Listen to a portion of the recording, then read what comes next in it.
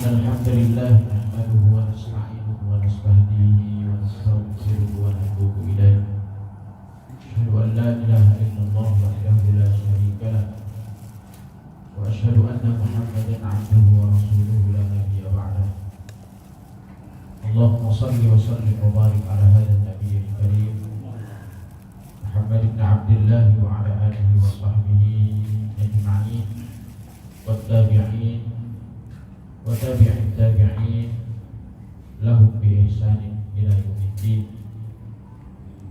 وقد قال الله تعالى في كتابه الكريم وهو أصدق القائلين أعوذ بالله من الشيطان الرجيم يا أيها الذين آمنوا اتقوا الله حق تقاته ولا تموتن إلا وأنتم مسلمون. وقال أيضا يا أيها الذين آمنوا اتقوا الله وقولوا قولا سديدا يصلح لكم أعمالكم ويغفر لكم ذنوبكم ومن يطع الله ورسوله فقد فاز فوزا عظيما. وبعد معاشر المسlimin rahimani wa rahimakumullah, muslimin yang berbahagia, puji dan syukur mari kita panjatkan kehadirat Allah Subhanahu wa taala atas segala limpahan karunia dan rahmatnya kepada kita semua, sehingga sampai hari ini, detik ini, bulan ini, tahun baru ini kita masih diberikan kesempatan oleh Allah Subhanahu wa taala untuk menikmati anugerah Allah Subhanahu wa taala yang luar biasa, yang maha besar, yang maha luas. Mudah-mudahan kesadaran kita tumbuh, semakin bertambah tahun berarti semakin berkurang kesempatan kita untuk beribadah. Artinya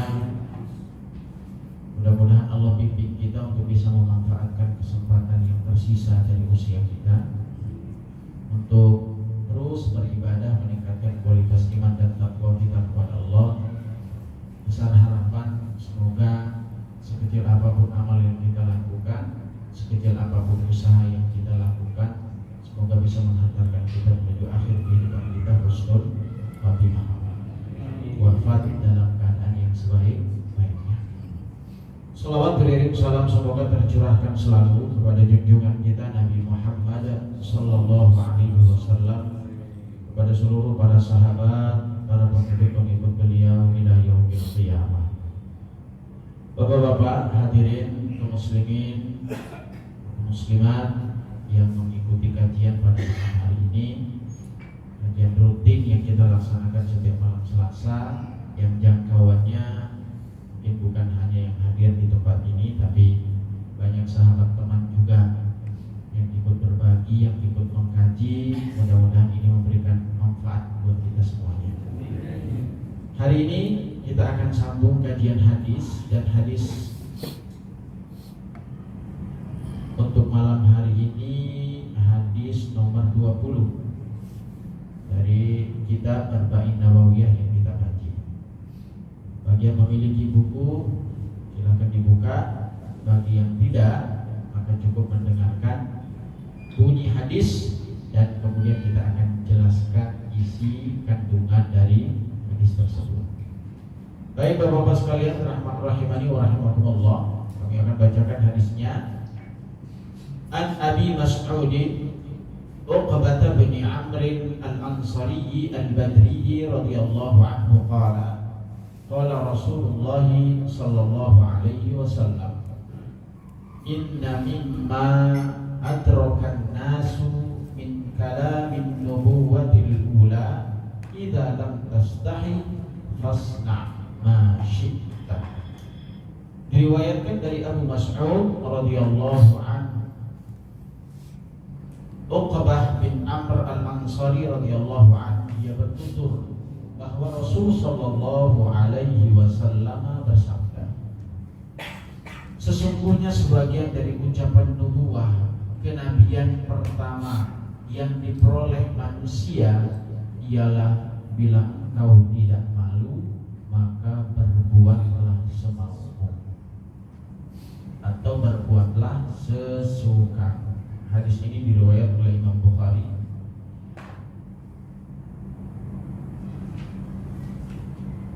Dan tentu dengan redaksi yang berbeda-beda diriwayatkan pula di dalam riwayat-riwayat yang lain.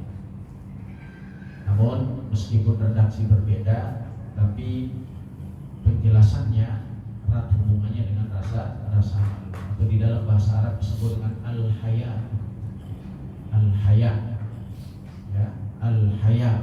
Baik, ma'asyiral muslimin rahimani wa rahimakumullah. Sebelum kita mengkaji perkata atau kalimat-kalimat hadis, maka secara umum urgensi hadis yang kita bahas pada malam hari ini jelas terkait dengan rasa malu. Rasa malu yang jika diartikan sebagai rasa malu terhadap segala sesuatu, tentu cakupannya cukup luas. Karena itu lebih identik kita akan membahas tentang rasa malu dalam sudut pandang Islam. Karena ada rasa malu, nanti kita bagi dalam penjelasannya. Ada rasa malu itu ada dua. Ada jenis tabiat, ada malu yang diusahakan. Nah, sekarang kita akan membahas yaitu terkait dengan apa itu, yaitu rasa malu yang dapat mencegah setiap orang untuk melakukan perbuatan yang tidak baik, perbuatan maksiat. Seberapa pentingnya rasa malu itu dalam diri kita? Jelas, sangat penting. Ya, sangat penting.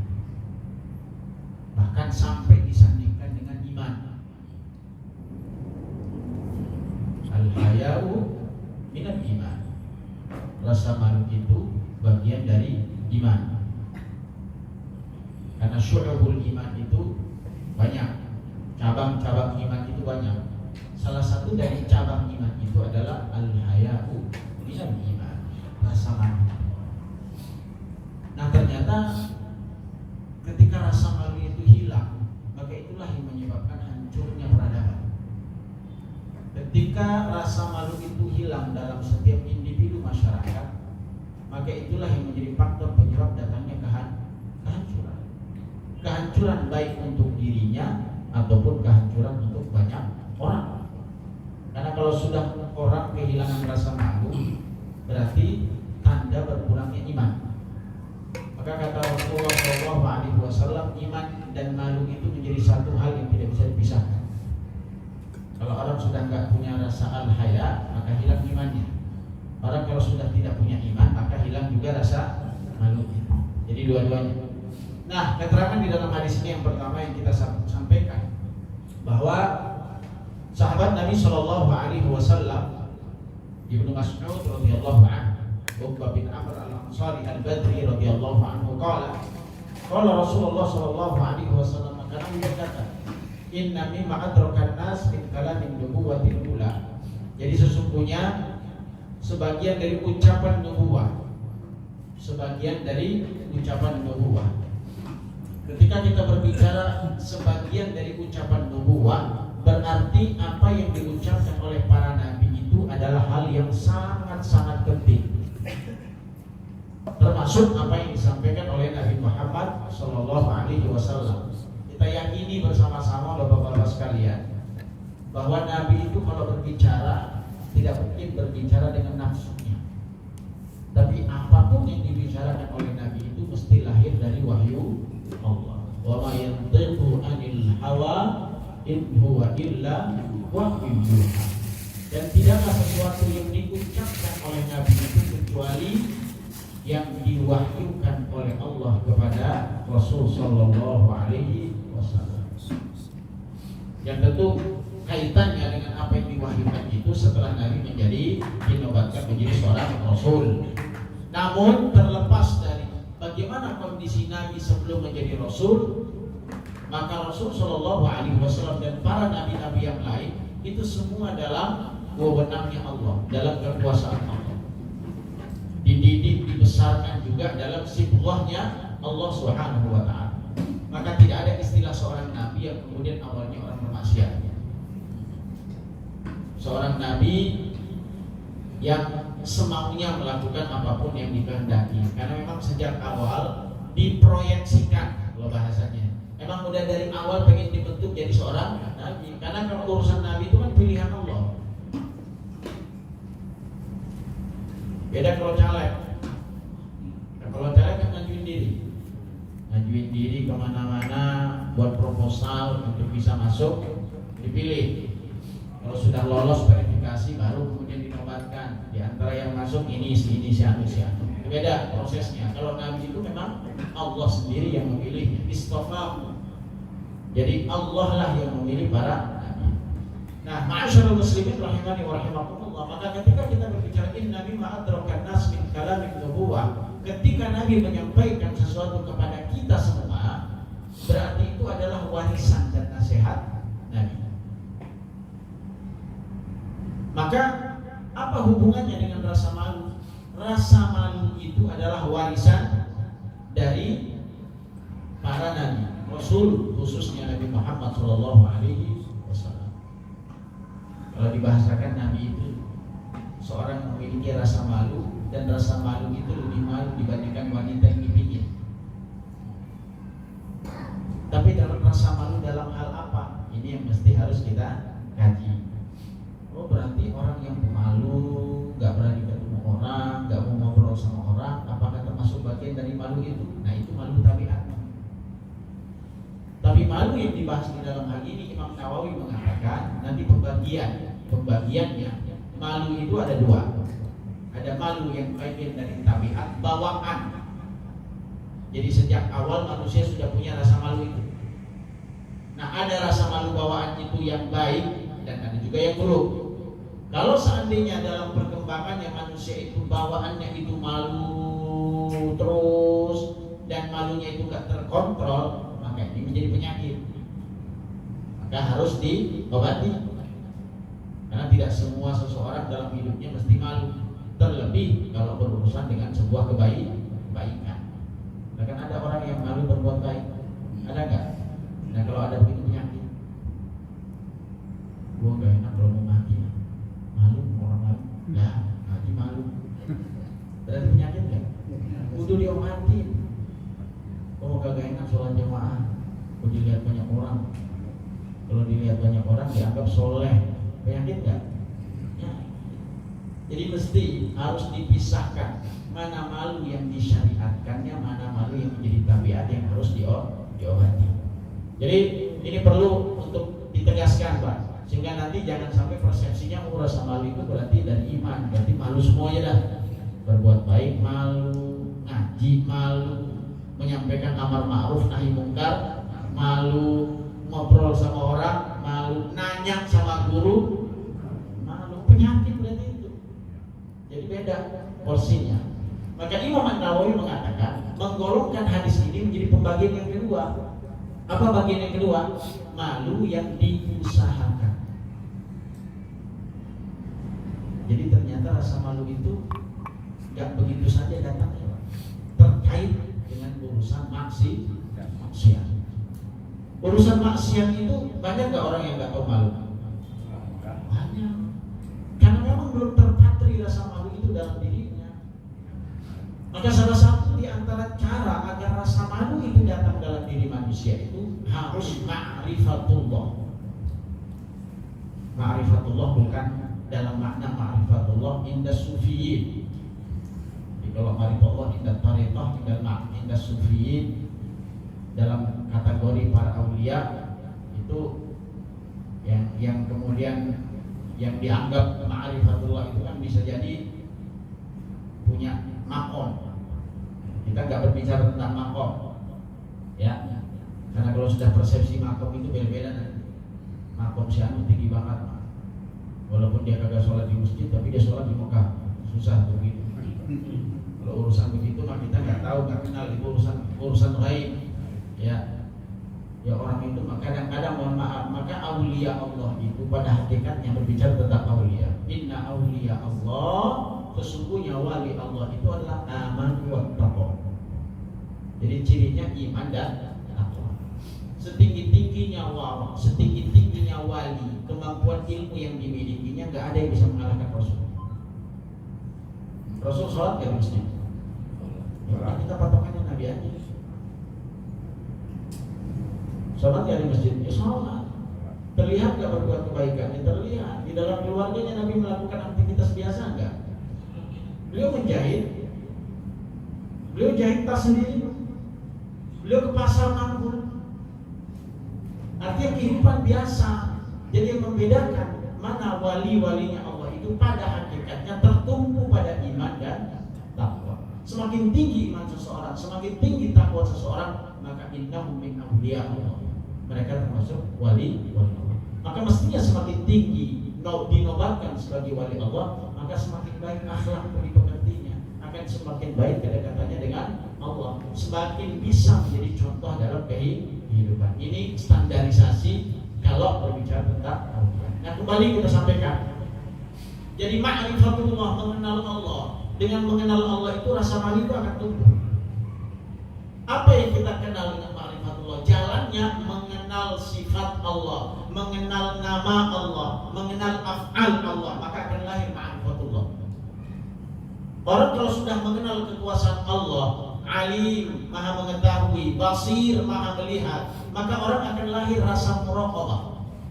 Muraqabah itu berarti rasa diawasi oleh Allah. Jadi seakan-akan mereka mengatakan, kalau bahasa ilmiahnya omnipresent, Allah itu hadir dalam diri kita. Jadi tingkatannya kalau sudah berbicara tentang hadis berarti ihsan. Anta'budallah ka'annaka tarahu wa in lam takun tarahu fa innahu yaraka. Jadi orang yang memiliki iman yang tinggi, ketakwaan yang tinggi itu sampai batas ketika melakukan ibadah dan aktivitas setiap hari, ka'annaka tarahu, seakan-akan kau melihat Allah. Coba bayangkan kalau kita melihat Allah seperti apa gelagat kita, akhlak kita, perilaku kita kira-kira. Analoginya saja, ketika seseorang melihat polisi, taat nggak? Ya umumnya nggak taat, kecuali nggak ada mau taat. Kalau ada polisi, aturannya mesti dilakukan kan? Protokolnya mesti dilakukan. Di jalan mesti pakai helm. Kemudian surat-surat mesti lengkap. Motornya mesti harus dinyalain lampunya, misalkan. Itu aturan. Itu karena kata roh, wa in lam takun tarahu fa innahu yara. Tapi saat kita tidak mampu pada step yang tertinggi, maka di bawah dari bentuk ihsan yang pertama tadi, bentuknya adalah kalau kita tidak melihat Allah, maka seakan-akan, tapi percayalah bahwa Allah itu melihat kita. Maka tidak mungkin rasa malu itu datang begitu saja, Pak. Kalau tidak kita usahakan. Menjahada fina lanahdiyannahum subulana wa innallaha lama'al muhsinin. Orang yang berusaha bersungguh-sungguh dalam mendaki mencapai satu kebaikan, maka Allah yang akan bimbing dan Allah akan bersama orang-orang yang berbuat kebaikan. Nah, ma'asyiral muslimin rahimani wa rahimakumullah. Karena itu kembali kita sampaikan ya. Pada kalimat yang pertama tadi sudah kita sampaikan, dalam memahami hadis ini maka para ulama itu terbagi menjadi tiga dalam memahami hadis yang ada. Apa kata para ulama? Ini kepiawaian para ulama. Jadi sudut pandangnya dari mana, sisi-sisinya mereka tahu. Kira-kira makna hadisnya seperti ini. Yang kadang-kadang menurut kita yang membaca nggak sampai pikiran kita ke situ. Apa diantaranya? Satu, Rasul Shallallahu Alaihi Wasallam di dalam hadis ini, meskipun terlihat seakan-akan ini adalah informasi, tapi ternyata menurut para ulama, hadis yang kita baca ini adalah bentuk ancaman. Dari mana ancamannya ya? Bukannya hadisnya inna mimma adraka an-nas min kalamin nubuwatil ula di dalam tasrahi fasna ma'syita, kalau enggak malu maka berbuat semaunya. Dari mana kemudian ancamannya? Nah, inilah kemudian diterangkan oleh para ulama ketika Rasulullah mengatakan idza lam tastahi, jika kalian tidak malu maka berbuatlah sekehendak kalian. Ini menunjukkan bahwa Allah itu akan membalas perbuatan orang-orang yang tidak memiliki malu terkait dengan itu dipahami, maka para ulama mengatakan hadis ini adalah ancaman bagi orang-orang yang tidak memiliki rasa malu dan melanggar hukum-hukum agama, walaupun tidak tertulis kalimat itu. Ini yang pertama. Yang kedua, ma'asyiral muslimin rahimani wa rahimakumullah, menurut para ulama hadis ini adalah berita, khobar, informasi. Informasi terkait apa? Orang yang tidak punya rasa malu, maka ia sudah tidak malu lagi untuk melakukan perbuatan maksiat. Kabar kan? Berarti kalau orang sudah tidak punya rasa malu, maka akan hilang juga rasa malunya dalam berbuat keburukan. Ya, orang rasa malunya hilang. Ya, kalau udah rasa malu hilang, ada orang yang rasa malu hilang juga dan sudah tidak takut juga dengan hukuman. Ini sudah kelewat batas. Ada orang yang cuma takut dengan hukuman, tapi dia nggak punya rasa malu. Itu masih rendah bentuknya. Yang paling baik dari kita adalah orang yang memiliki rasa malu dalam berbuat maksiat sekecil apapun. Dan itu kesadaran sekali lagi timbul tidak mungkin kecuali bagi orang yang sudah mengenal Allah Subhanahu wa Ta'ala. Akan usaha kita ngaji, usaha kita berbuat kebaikan setiap hari, nimba ilmu, itu kan tujuannya kita satu, ma'rifatullah, mengenal Allah. Orang kalau sudah kenal Allah itu masya Allah luar biasa.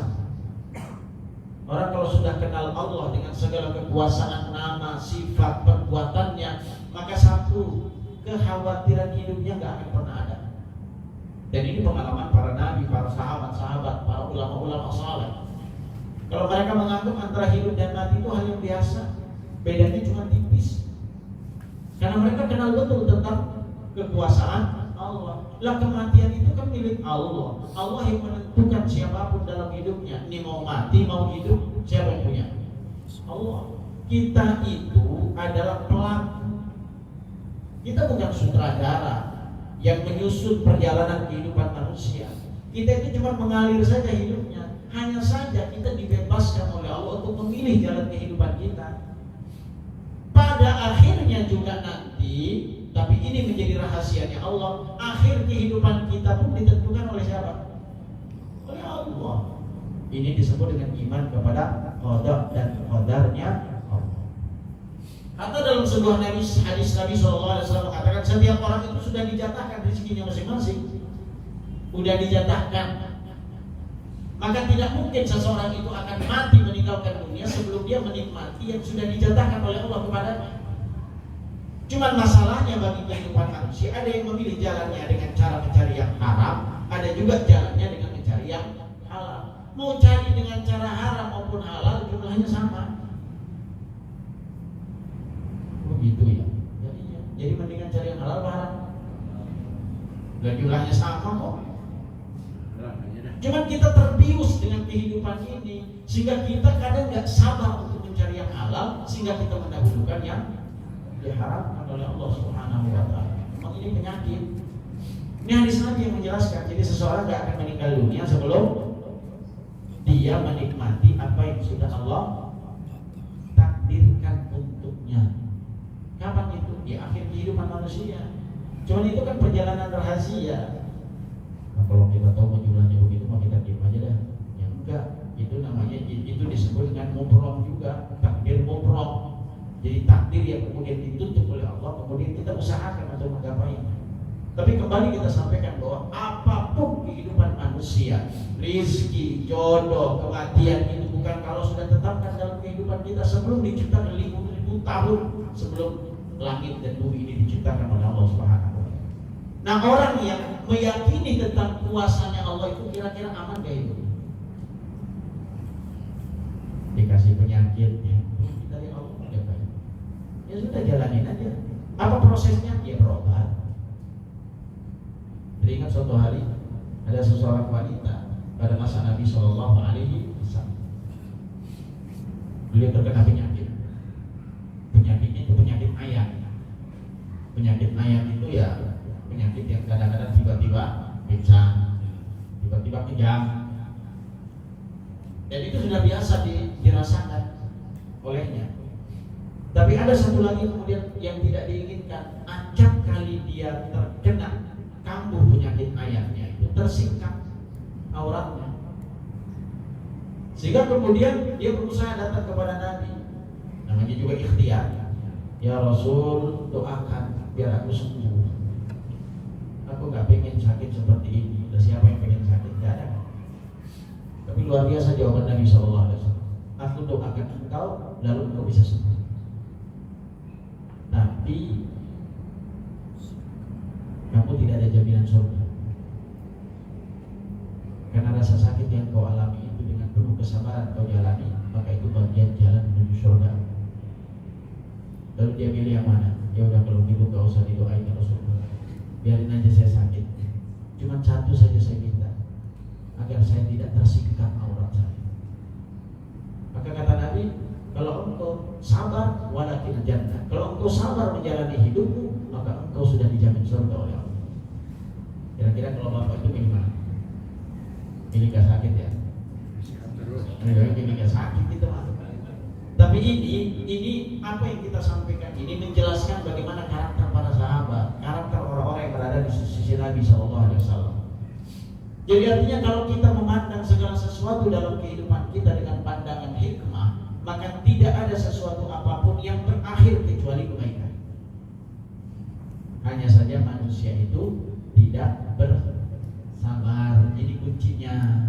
Nah inilah yang kita usahakan dalam hidup. Sabar, kita bersabar, ya pelan-pelan. Gak mungkin kemudian 100% kita akan dapat. Nah kembali, ma'asyarul muslimin rahimani wa rahimakumullah. Maka rasa malu, informasi di dalam hadis ini yang kedua adalah berita. Kalau yang pertama ancaman, yang kedua ini adalah berita, informasi. Yang ketiga,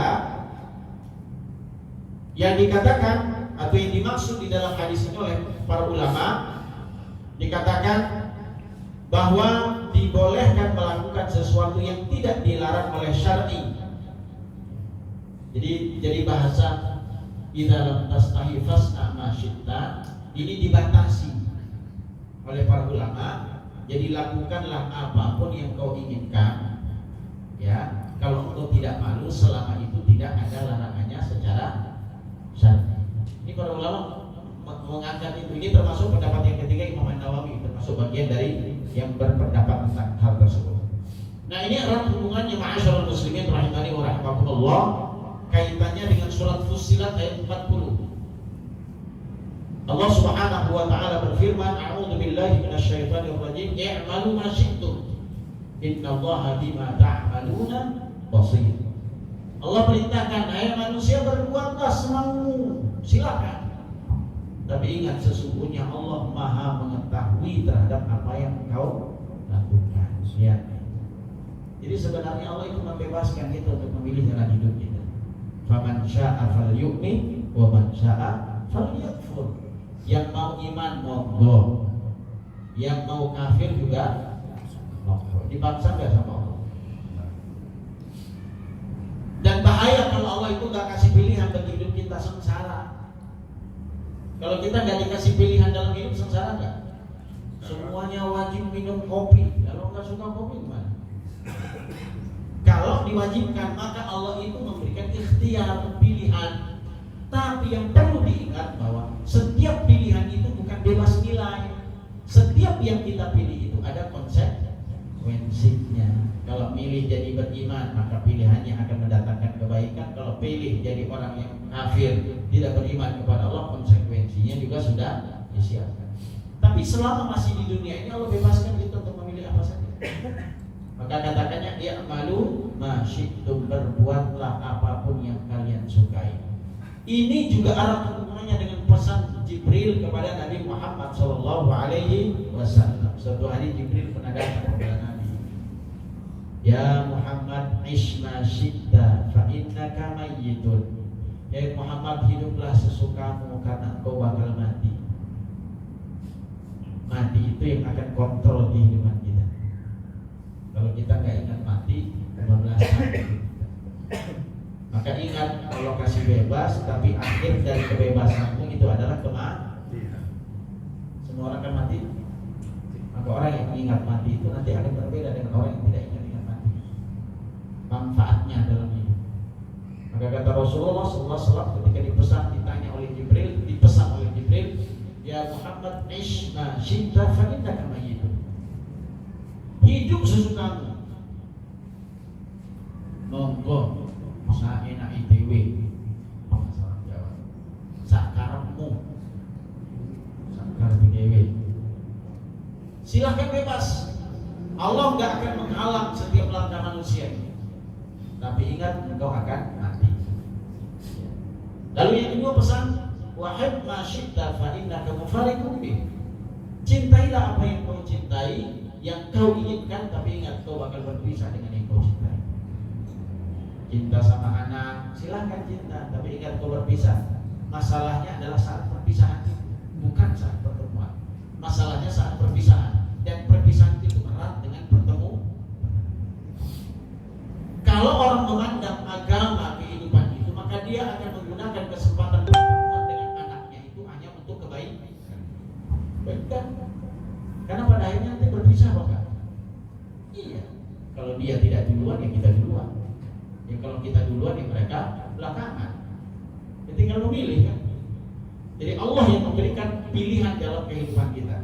Nah, yang ketiga, pesan Jibril kepada Nabi Muhammad SAW, wa'mal ma syi'ta fa innaka majziyun. Silakan kau berbuat sesukamu wahai Muhammad, karena kau akan mendapatkan imbalan dari perbuatan.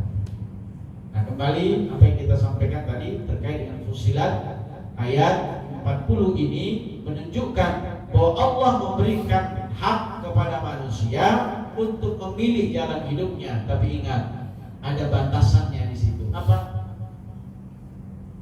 Innahu bima ta'maluna basir. Sesungguhnya Allah Maha mengetahui terhadap apa yang kau lakukan. Jadi dalam pengetahuan Allah itu tidak ada yang lepas, tidak ada yang terlewatkan. Baik Bapak sekalian dirahmati Allah Subhanahu wa taala. Ya. Maka seakan-akan bahasa ayat tersebut juga, apabila kamu sudah tidak lagi malu kepada Allah, maka silahkan apa saja yang kau kehendaki untuk dilakukan, maka lakukan. Maka intinya sebenarnya pada hakikatnya malu itu yang terbesar. Malu itu kan macam-macam skupnya. Yang paling utama itu adalah malu kepada Allah. Kalau orang sudah malu kepada Allah, kira-kira malu gak kepada manusia? Pasti. Orang kalau sudah jujur sama Allah, kira-kira sama manusia jujur gak? Otomatis. Orang kalau sudah jujur dengan Allah, maka saya yakin dia juga punya kejujuran dengan manusia.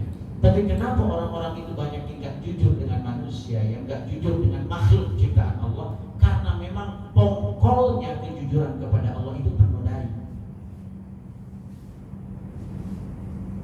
Kalau kita sudah biasa jujur dengan Allah, kan setiap kejujuran dengan Allah itu ya sudah kejujuran seperti apa? Maka itulah yang membuat seseorang ketika datang kepada Nabi SAW dan berkata kepada Nabi, ya Rasulullah, aku sudah melakukan ini dan ini dan ini, apa pesanmu untukku? Apa kata Nabi? Hal tu'ahiduni ala tarkil kadhib? Maukah kau berjanji kepada aku untuk meninggalkan dusta? Baik ya Rasulullah, dia pulang. Begitu gampangnya Islam itu ya. Hanya meninggalkan dusta. Tapi apa yang terjadi, Pak? Hanya dengan kejujuran itu mampu merubah seseorang. Dia mau melakukan maksiat, dia ingat pesan saya kepada Nabi. Dan kalau ditanya, saya minum khamar enggak? Ya, ntar saya bilang, berarti saya akhirnya minum khamar enggak khamar enggak, zina enggak. Akhirnya perlahan-lahan kejujuran itu bisa merubah manusia itu, sehingga manusia itu berhijrah dari keburukan menjadi kebaikan. Nah, karena itu ma'asyiral muslimin rahimani wa rahimakumullah, yang kita pastikan, maka pastikan dulu kita belajar untuk jujur kepada Allah, meskipun ini adalah tingkat paling top, paling tinggi dari sebuah kejujuran. Dan saya yakin setiap perbuatan jujur kita dengan Allah itu akan berimbas kejujuran kepada makhluk-makhluknya yang lain. Coba belajar saja. Jujur bagaimana? Coba sekarang belajar jujur dengan Allah. Ibadah sholat yang wajib itu kita tunaikan sesuai dengan waktu yang sudah ditetapkan, ya. Dan kita yakin semua itu sudah lengkap kita lakukan, maka insya Allah efeknya akan luar biasa bagi kehidupan manusia. Jadi orang kalau sudah taat kepada Allah itu, ini kita lihat dalam ini Pak ya, dalam kaidahnya. orang kalau sudah taat kepada Allah dan ketaatan itu dimaksimalkan, maka insya Allah akan mampu merubah pola hidup manusia. Jangan kita jauh-jauh, ambil saja pelajaran sholat. Sholat itu sehari 5 waktu yang wajib, belum yang disunnahkan oleh Nabi SAW. Orang kalau sudah disiplin sholat tepat waktu, maka otomatis akan menjadi pembelajaran dan pembiasaan. Yakin? Terlebih kalau sholat di awal, maka lihat perannya itu.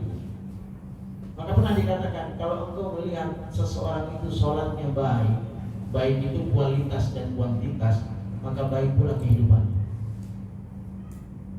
Tapi kalau sholatnya itu nggak baik, maka saya yakin kehidupan itu juga tidak baik. Lah kok sholat tapi korupsi, sholatnya nggak berkualitas. Jangan salahkan sholatnya. Loh itu aja sholat, mendingan kagak sholat. Nah itu kias yang salah. Lah dia sholat aja itu si korupsi. Lah mendingan kagak sholat, dia nggak korupsi. Nah ini kiasnya yang keliru ini. Jangan sampai kita mengkiaskan dengan yang batil, jadi salah. Maka kata Imam Nawawi Al-Bantani itu, kalau ingin mengukur nilai ibadah, salah satu di antara orang yang celaka, kata Imam Nawawi Al-Bantani di dalam kitab Nasahihul Ibadnya, beliau mengatakan siapa yang celaka? Orang yang selalu menandingi dunianya dengan orang yang lebih tinggi dan menandingi akhiratnya dengan orang yang lebih rendah. Jadi ya, orang yang celaka kata beliau itu adalah orang yang menandingi urusan dunianya dengan orang yang lebih tinggi dibandingkan dirinya dan menandingi urusan akhiratnya dengan orang yang lebih rendah daripadanya. Kalau ingin sukses dibalik, terlebih kaitannya dengan urusan akhirat. Kalau urusan dunia, kalau ingin hidup tenang, nyaman, tentram, maka lihat orang-orang yang lebih rendah dibandingkan kita, maka itulah yang akan membuat kita syukur. Fahuwa ajdaru alla tazdaru ni'matallahi 'alaikum. Itulah yang akan membuat kalian syukur dengan nikmat Allah. Caranya bagaimana? Lihat yang lebih rendah dibandingkan diri. Tapi boleh nggak lihat orang yang kaya? Boleh. Boleh nggak iri kita dengan orang kaya? Boleh. Tapi irinya dalam kebaikan.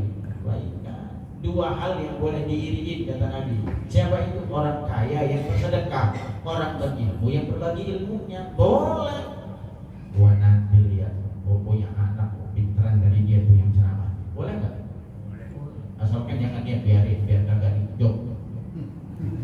Karena gua naik pinteran dari dia kagak dipanggil-panggil tuh buat ceramah. Bukan, itu hasad namanya.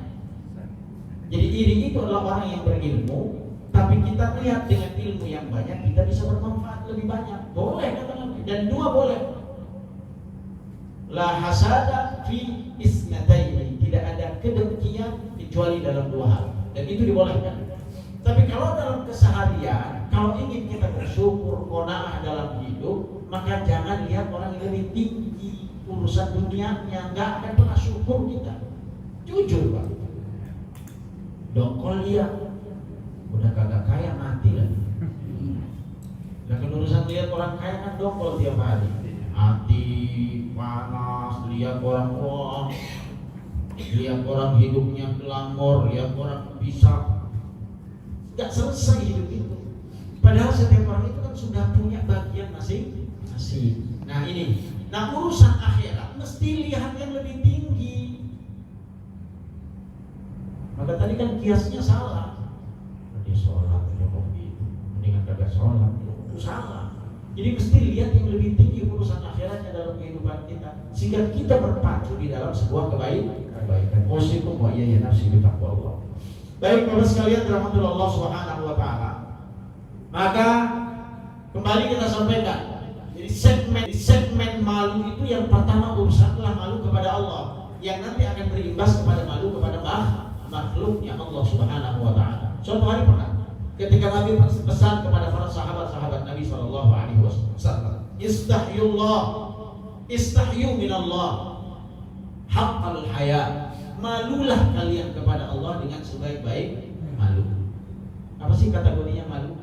Jadi sekali lagi kita batasi, malu itu bukan malu dalam hal melakukan kebaikan. Karena kalau ada yang malu untuk melakukan kebaikan berarti itu penyakit, mesti diobati Pak. Terus diobati. Penyakit sekarang kan semakin modern, semakin banyak istilah penyakit kan. Borderline lah, apa namanya itu penyakit yang introvert. Ya kalau bersentuhan dengan psikolog itu akan menemukan banyak penyakit. Saya kemarin ketika membaca pernah sampaikan juga ternyata ada penyakit narsisme namanya. Penyakit narsis. Salah satu di antara ciri narsis itu kalau sudah ternyata itu dimiliki oleh orang-orang jahiliyah. Jadi menghina orang, menghina muslim, di rumahnya dia ketawa juga karena saking bangganya menghina orang lain. Itu penyakit narsis namanya. Maka kenapa orang-orang foto-foto sampai naik ke atas bukit, mau jatuh-jatuh, foto-foto disebut narsis? Karena kelewatan batas. Sebenarnya itu penyakit apa enggak sih? Penyakit. Ya kalau masuk kategori psikolog itu penyakit itu. Itu teman itu penyakit narsisme namanya. Nah itu sekarang itu banyak terjadi penyakit-penyakit baru yang lain.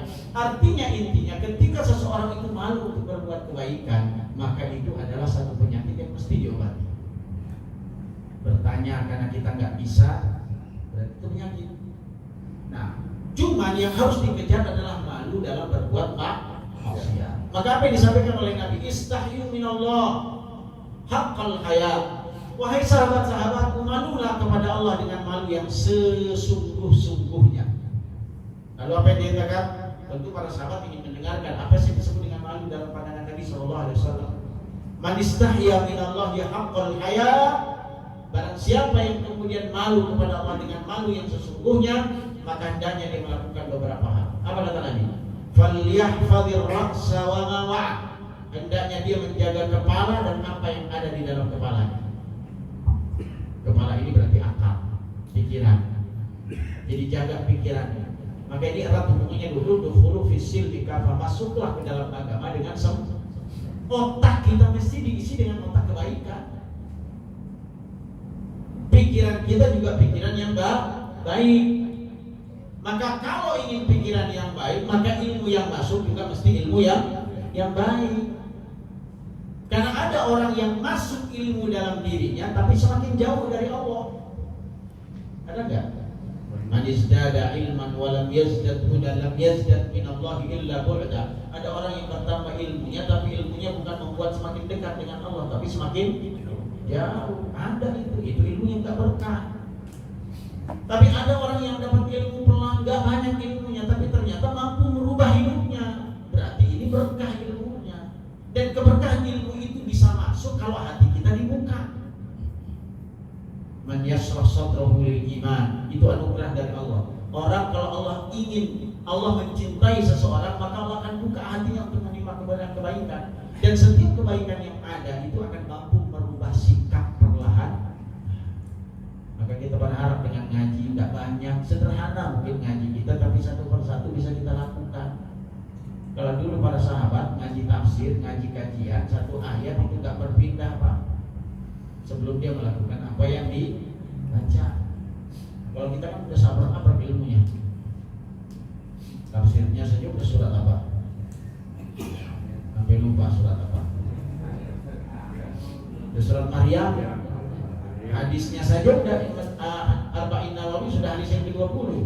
Kalau ditanya apa saja judul yang sudah dipelajari, yang ingat hari ini aja. Karena banyak lupanya, karena saking banyak ilmunya. Nah ini memang kendala manusia, alfanya jauh lebih banyak, lupanya jauh lebih banyak. Intinya bahwa kita berusaha menjadi orang baik, sekecil apapun perubahan itu adalah tanda bahwa ilmu yang kita dapatkan itu adalah ilmu yang berkah. Ya kita nggak perlu neko-neko Pak, kita nggak maksain diri, berjalan mengalir saja. Yang penting di setiap perjalanan kehidupan itu ada perubahan. Yang kedua, kata Nabi, wal batna wa ma hawa, dan jaga perutmu dan apa yang dikandungnya. Berarti erat hubungannya dengan makanan dan minuman. Kalau engkau punya rasa malu, Maka ini buktinya kata Nabi, indikator dari rasa malu kepada Allah itu menjaga pikiran. Jadi berpikir yang positif saja, berpikir yang baik saja. Gak usah berpikir yang tidak baik. Sibuk dengan urusan orang, sedangkan urusan dirinya sibuk dengan aib orang lain, sedangkan aib dirinya tidak diperbaiki. Sibuk dengan merubah orang lain, sedangkan dirinya saja tidak dia rubah. Jangan seperti lilin yang memberikan cahaya bagi orang lain, tapi dia tidak rasa bahwa lilin itu akan terus menyala dan akhirnya akan habis.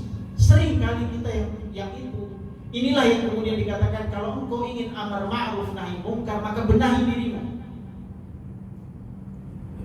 Jangan cuma semangat amar ma'ruf nahi mungkar, tapi sendiri individu kita tidak benahi. Karena banyak orang yang mengaku kalau ada amar ma'ruf nahi mungkar masuk surga walaupun nggak sholat. Tapi kelewatan banget. Amar ma'ruf nahi mungkar bagian dari iman. Meskipun amar ma'ruf nahi mungkar itu tidak mudah untuk kita lakukan meskipun orang itu sudah memiliki iman. Nah, intinya Bapak sekalian, wal batna wa ma hawa. Kemudian wal yadhkurul mauta wal bila. Maka hendaknya dia mengingat kematian dan kehancuran. Jadi kalau engkau memiliki rasa malu kepada Allah, maka sering mengingat mati. Apa hubungannya mati dengan rasa malu? Kalau kita mengingat mati, kira-kira malu gak bermaksiat? Ada hubungannya. Kalau kita ingat mati setiap hari, maka kita akan malu bermaksiat. Kenapa? Karena kita mengingat bahwa akhir hidup kita adalah kematian. Maka apa yang kita persiapkan dalam hidup? Hidup bukan untuk hidup, tapi hidup untuk mati. Selama ini kehidupan manusia itu seringkali hidup untuk hidupnya, mencari untuk kenikmatan hidupnya, tapi sering ia tinggalkan hidup untuk matinya. Orang hidup itu kan cari kesenangan. Nah, kesenangan itu untuk hidupnya. Jadi bukan mencari kesenangan kebahagiaan untuk kehidupan akhirnya. Nah, ini yang terjadi di dalam hidup manusia. Ya memang hawa nafsu menyelimuti manusia. Kalau sudah hawa nafsu itu mesti keinginan yang dibawa oleh hawa nafsu itu adalah keinginan sesaat. Maka ada kan tipe-tipe manusia, masih ingat al-hayatu fil haya, al-hayatu fil maut, al-mautu fil haya. Ada orang yang hidup untuk hidupnya, ada orang hidup untuk matinya, ada orang yang mati dalam hidupnya. Siapa orang yang hidup dalam hidupnya? Ya orang yang hanya mencari dunianya 24 jam habis untuk dunianya. Dikejar terus 24 jam itu yang terpikir olehnya ada the time is money. Hidupnya itu adalah uang, hidupnya itu adalah harta. Itulah yang disebut dengan abdud dinar, hambanya dinar, hambanya harta. Hidup setiap hari. Mungkin dia akan menemukan apa yang diinginkan, dia akan dapatkan. Tapi sesungguhnya orang-orang yang demikian itu hampa hidupnya. Jujur. Ada beberapa orang yang ngobrol, memiliki harta yang banyak, sibuk dengan urusan. Akhirnya pada nanti perjalanan hidupnya hampa hidupnya, karena kosong jiwa. Kosong jiwa. Hingga akhirnya dia kembali nanti. Alhamdulillah Allah kasih hidayah untuk bisa kembali. Sehingga tidak sedikit orang yang sudah punya kekayaan berhijrah. Apa yang dimilikinya dia sumbangkan, bahkan bisa jadi jauh lebih banyak dibandingkan yang dimilikinya. Karena dia merasa bahwa ternyata orientasi hidupnya selama ini adalah keliru. Setiap hari dia sibuk. Jangan dianggap maaf Bapak. Ya kita walaupun kita nggak pernah belum jadi orang kaya, tapi jangan dianggap orang yang punya kekayaan yang sibuk setiap hari dengan urusan kekayaan hartanya itu bahagia. Kita nggak tengok aja perasaannya. Tapi dulu kan pernah kita sampaikan ada seorang penyanyi yang tenar, lalu bernyanyi di mana-mana, kalau udah manggung itu duitnya mah sabrak-abrak, nggak berseri duitnya. Tapi ternyata di rumahnya punya penyakit, apa penyakit nggak tenang jiwanya, jadi susah tidurnya. Dan tidur yang bisa dibeli dengan duit. Tidur itu datang dengan kesenangan. Sehingga apa yang terjadi setiap hari dia mesti harus minum obat dulu untuk bisa tidur. Hingga ceritanya, kisahnya harus minum obat penenang hingga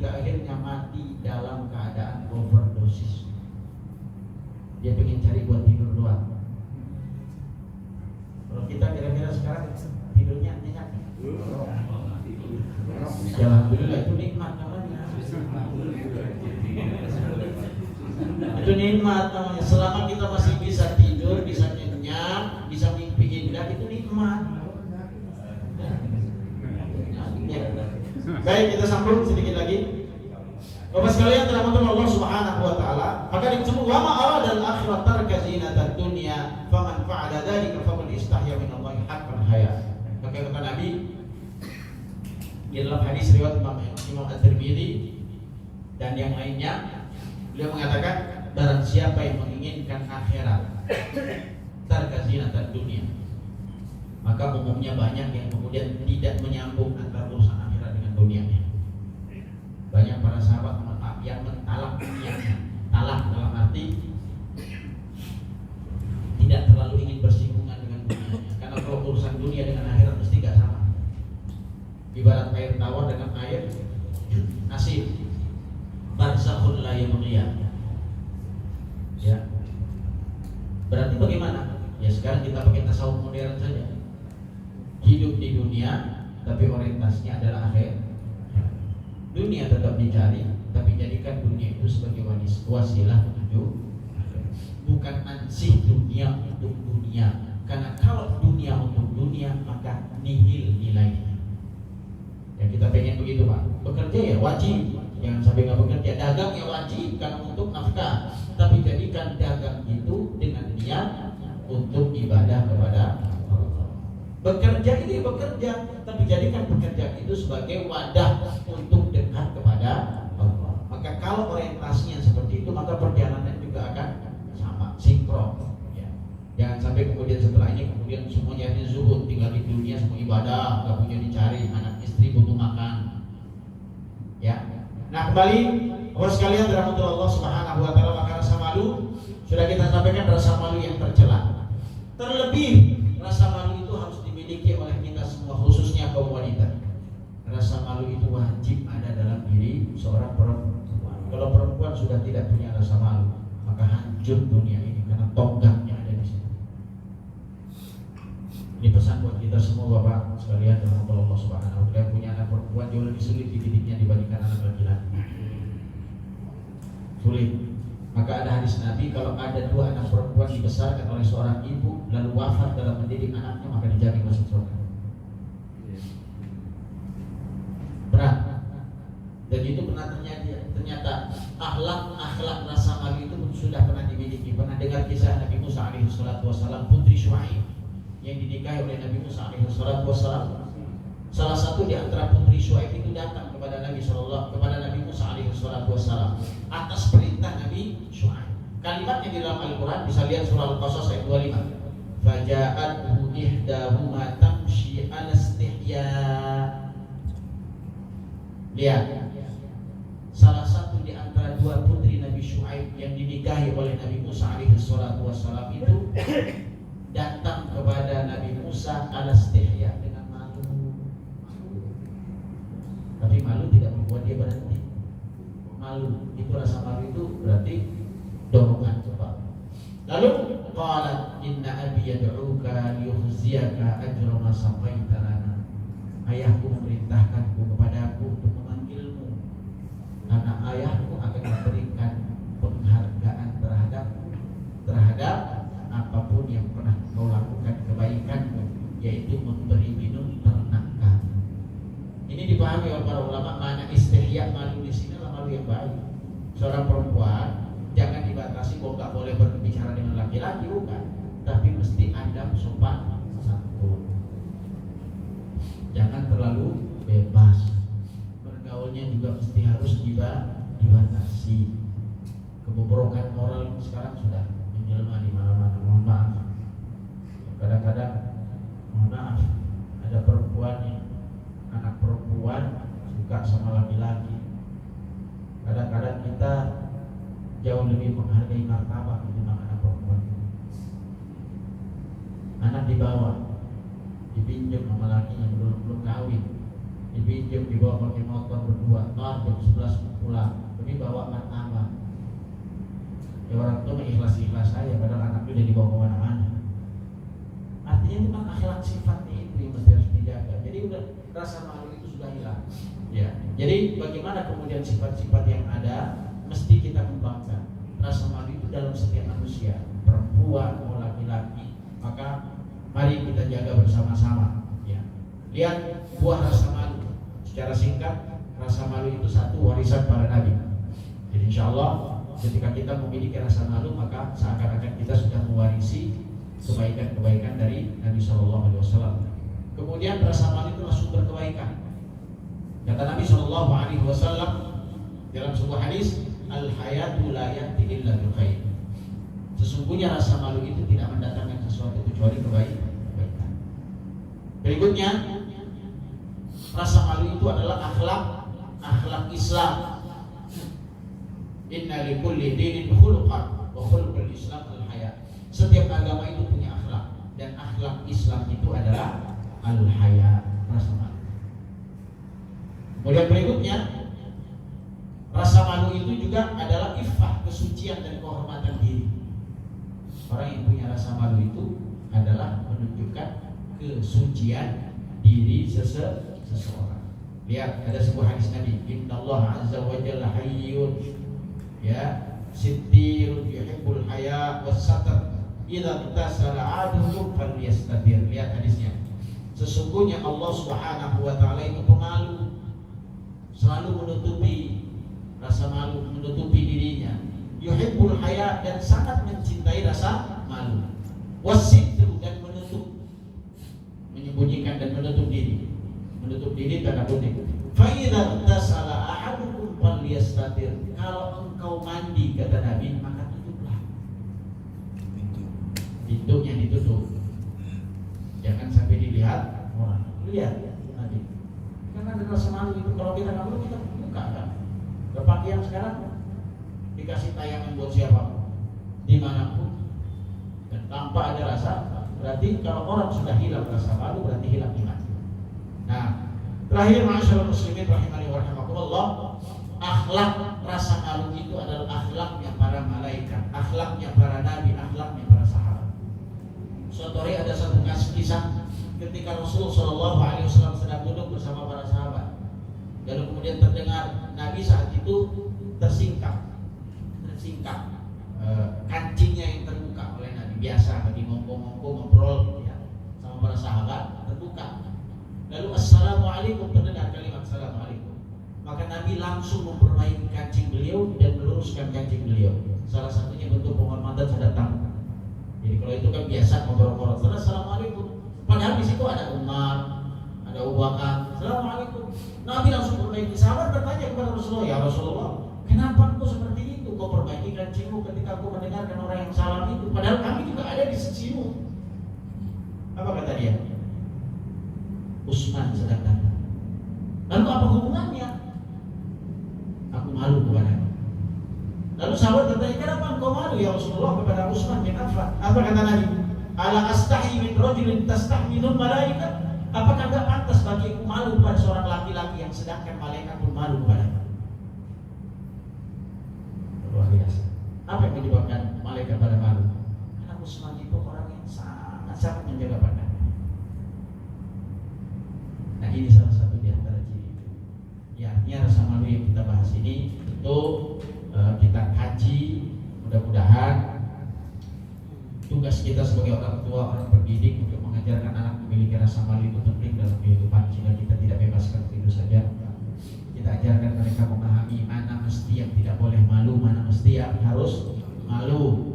Karena kalau kita tidak sampaikan kepada mereka, maka mereka tidak akan tahu batasan-batasan malu yang sesungguhnya yang mana. Mudah-mudahan apa yang kami sampaikan dapat bermanfaat pada malam hari ini. Terima kasih atas segala perhatiannya, dan mohon maaf bila ada kalimat yang kurang berkenan. Wa ma nuridu illal islah, tidak ada sesuatu yang kita inginkan kecuali kita sama-sama saling memperbaiki dan saling menasihati. Hadan Allah wa iyyakum ajma'in. Subhanallahumma wa bihamdik, asyhadu an la ilaha illa anta, astaghfiruka wa atubu ilaik. Wassalamualaikum warahmatullahi wabarakatuh.